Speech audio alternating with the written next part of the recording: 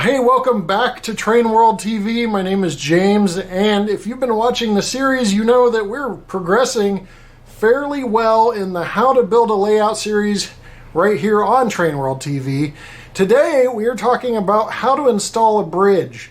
And bridges, road crossings, grade crossings, over-unders, all these different things can really add a unique and fun aspect to your layout. Also can remind you of your childhood when you had those really simple train sets that did all these cool little things with gates triggering with just little press plates and such. But today we're going to show you the bridge, and we'll show you some of these other cool features later in the series. For the bridge, we're just going to show you in this video simply a couple of different ways to incorporate a bridge into the layout, and then later we'll get into actually scenicking up the bridge, making a river under it, because we don't want to overwhelm you with too many items in one video. So with that said, let me show you how to install a bridge on your layout starting next. Okay, say you want to make a bridge on your surface of your layout. There's a couple different ways to do that. The way I prefer is getting extruded foam. This is 1-inch extruded foam that you can get at any home improvement store. And you want to build yourself a base. So you have this extruded foam and you want to build it up on the surface of the layout. And you'd like larger pieces, which I'll show you here in a minute. But the idea is to build it up and then place your bridge on top. And that allows your railroad bridge to have some elevation. And then I'm going to show on the screen Woodland Scenics risers, because these are foam risers that you can use to get up to this elevation over time. It'll give you a grade. Different grades are on those riser sets, but you can get up to your elevation point and then create a river or anything underneath. Here's a side view of what that would look like elevated on top of a layout. Now, if you're building a layout and you know ahead of time you'd like a bridge scene that dips down to create the illusion of terrain, you can actually subset some of the bench work and build the foam up. Here you see 5 different layers of foam. One is going to be the riverbed, and then 4 on each side to actually build this up and have a pretty deep river going underneath. Now, we're getting ahead of ourselves, but I do want to give you guys a sneak peek into the little further out in the series. This is a TrackSideScenery.com backdrop. So not only do they offer backdrops, but there's Walther's backdrops as well on TrainWorld.com. And I've got this backdrop spread out. It was in a scroll, kind of rolled up in that container over there, so it can flatten out. But this is going to go behind that bridge scene. And as you can see, there's a drop that I've been able to talk to Joey at TrackSideScenery.com about the backdrop and make sure that that drop matches with how low I'm going on my bridge. Now, this foam setup is pretty close to level, so what I've done is marked with a pen on each side. This will all be covered with paint. We're going to use brown earth paint, and then we're going to sprinkle some ground foam on this to make it nice and look like some terrain. But I've marked off on each side of the bridge where I don't want to cut, because, well, that's the peak of the bridge. That's where the bridge is going to sit, and it's going to be pretty stable and flat. But all around this, I'm going to cut, because we don't want just blocks. There's a couple different ways to do that. You can do so with a foam shaver here and basically shave this down. As you can see, that'll start to take away, but I've got a little quicker way after we glue these foam pieces together. Now, to begin, you want to score the surface, each piece of foam, before you glue it together. Just very lightly, because you don't want to cause too many issues, but you can take your foam shaver and rough up this area, because you want to give the glue something to stick to, and these extruded foam pieces are sometimes very smooth. Now, as you may see, I've scored both sides of this on each of these pieces of foam. Now I'm just going to take Gorilla Glue Clear, and this bonds to everything. It says no foam, so it's foam safe.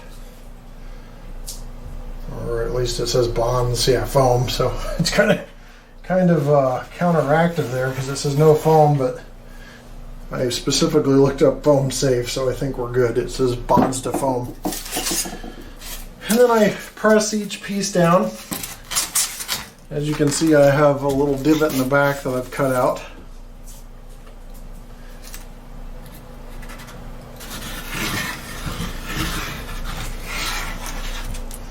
And when you press each piece down, you can also rub back and forth a little bit, kind of spread that glue around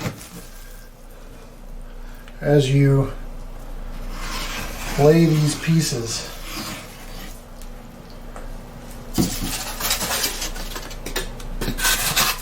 Again, each side is scored, roughed up, however you want to do it. Just don't go too crazy. You don't want valleys and peaks that are going to cause gaps in between the pieces. And now, as you can see, we have the piece back up here. The beauty of some of our Woodland Scenics products is we'll be able to make this look pretty. But now we have some glue holding these together. Now, the foam is going to want to try to come apart, so we want to weigh this down. Now, there is no love lost in model railroading. You can use whatever you want. If you're worried about circles, I don't know that I would be, because you're going to be covering this with paint, you're going to be shaping it up, and the bridge is going to be covering part of it, but I'm using a couple circular items to weigh it down, and I'll grab a couple more for the end. These 12 gauge spools of wire are very heavy and great for weighing things down, and I used all 4 of these items to just flatten out my backdrop a moment ago over the last couple of days. Now, you may be wondering, do I have to use a foam shaver? What if I have a lot of foam trimming I need to do? You can obviously use foam safe knives. There's a whole array. Or you can use one of these, which is a foam knife. It's a foam carving knife. And if you look,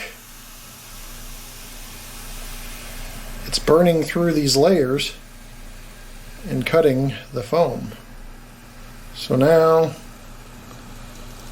I've got a little opening here, as you can see, and I can really start to have some movement on this foam without shaving and shaving. Just to give you a little better angle, I'm going to turn this way and take off some more.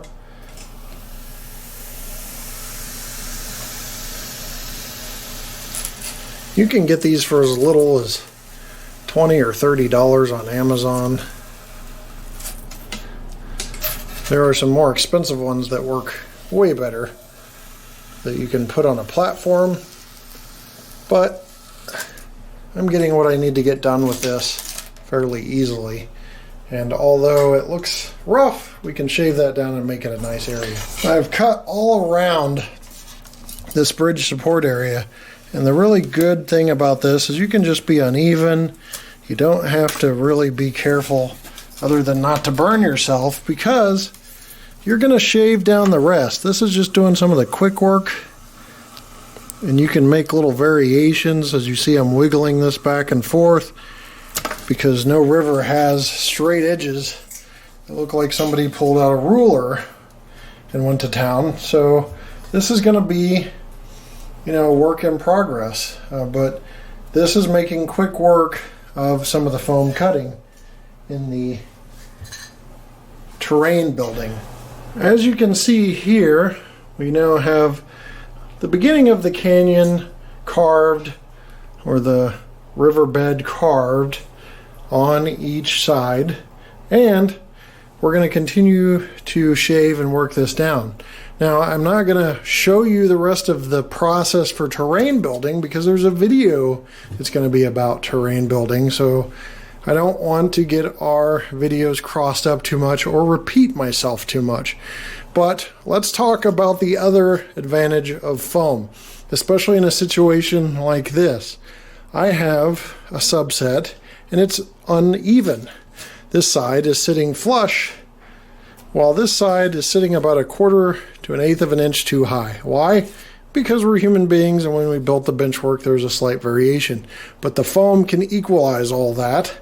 So all I have to do is take my foam shaver and get this side worked down to where the bridges will sit perfectly level. Obviously, we're going to use a level to ensure that the bridges are level, but that'll help also fix some of the human errors associated with this portion of the layout.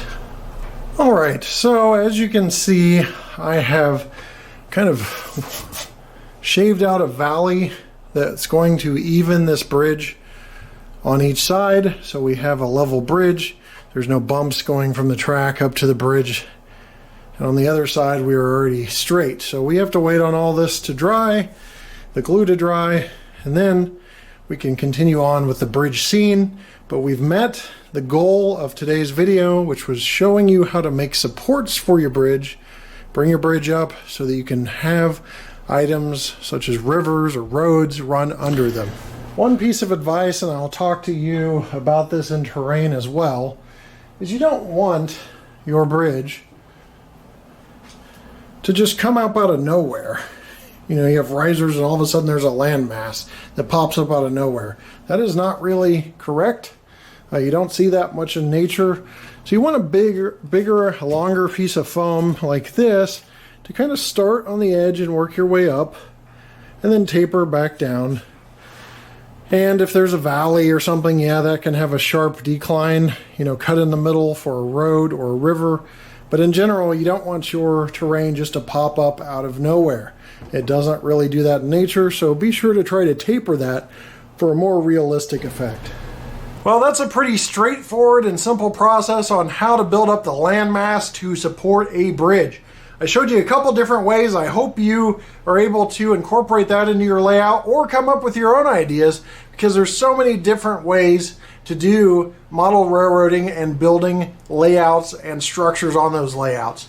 Now, it looks pretty incomplete the way it does as we finish this video, and that's because I have to slowly get into other aspects of this bridge scene. We're going to be covering backdrops. We're going to actually be making the river and the shores. But I wanted to show you the landmass creation so you have the tools you need to create the landmass to make your bridges sit evenly. They can transition the locomotives across a valley or just something that you've created on your layout. So there's a lot more to cover. Even painting off the landmass and putting ground foam will come later. I just didn't want to overwhelm you with too much information per video. So with that said, stay tuned to TrainWorld TV for this series as we finish off this bridge and even work on other scenery aspects later in the series. Thanks for watching, and we'll see you next time right here on TrainWorld TV. Take care.